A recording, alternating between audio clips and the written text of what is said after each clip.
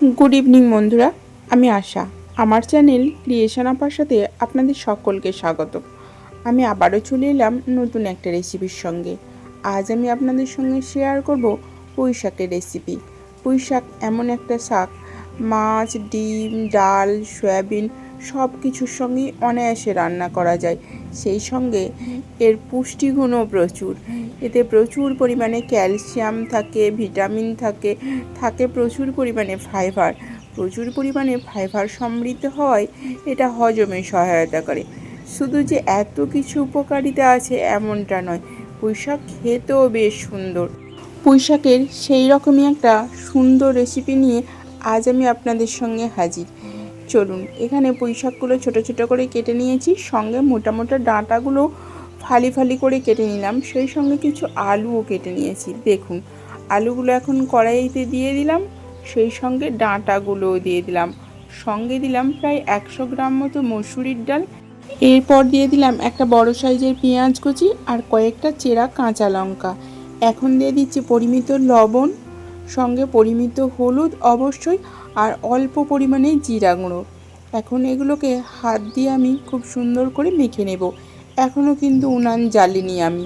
হাত দিয়ে মেখে নেওয়ার পর আমি হাতটা ধুয়ে কিছুটা জল অ্যাড করে দিলাম, সেই সঙ্গে আরও কিছু জল অ্যাড করছি, কারণ এখানে সব সবজিগুলো সঙ্গে ডালটাও সিদ্ধ হতে হবে, সঙ্গে একটু ঝোলঝোলও থাকবে, সেই কারণে একটু বেশি করেই জল দিলাম।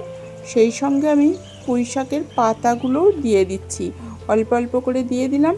এরপর ঢাকা দিয়ে এখন আমি উনানটা জ্বেলে নেব।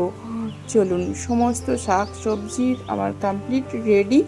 এরপর উনানটা এখন জ্বেলে নিচ্ছি। উনানটা জ্বালানোর পর আমি কড়াইটা এখন বসিয়ে দেব। কড়াইটা বসিয়ে 10 থেকে 15 মিনিট জাল হবে। এখন আমি একটা কাজ করছি, দেখুন এখানে একটা বাটিতে আমি ডিম ফাটিয়ে নিচ্ছি। এখানে আমি 2টো ডিম নিয়েছি, আপনারা আপনাদের পরিমাণ মতো নেবেন। এরপরে দিয়ে দিলাম অল্প পরিমাণে লবণ। এখন আমি চামচে করে ফেটিয়ে নিলাম। ডিমটা ফেটানো হয়ে গেছে, এখন এটাকে রেখে দেব। এরপর কড়াইয়ের ঢাকনাটা খুলে দেখে নেব যে আমার সমস্ত শাক সবজি ডাঁটা সব কিছু প্রপারলি সিদ্ধ হয়েছে কিনা।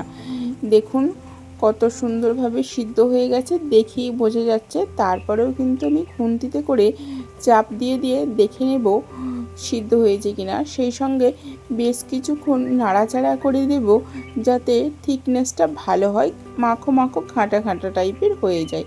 তো আমি এখন কড়াইটা নামিয়ে নিলাম, অন্য একটা পরিষ্কার কড়াই বসিয়ে দিলাম। দিয়ে দিলাম পরিমিত সরিষার তেল। তেলটা একটু নাড়াচাড়া করে দিচ্ছি, যাতে আটকে না যায় কোনো কিছু, কারণ এখন আমি ডিমটা দিয়ে দেব। ডিমটা দেওয়ার পর অল্প কিছুক্ষণ ওয়েট করব, যাতে তলাটা একটু শক্ত শক্ত হয়ে যায়। এখন আমি উল্টে নিলাম।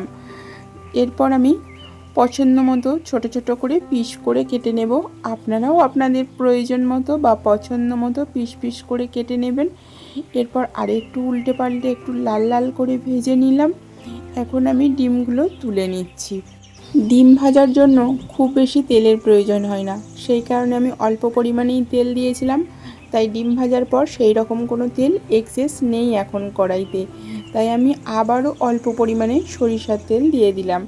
তেলটা খুব ভালোভাবে গরম হলে ফোড়নে দিলাম 5 ফোড়ন। এরপরে দিলাম একটা শুকনো লঙ্কা।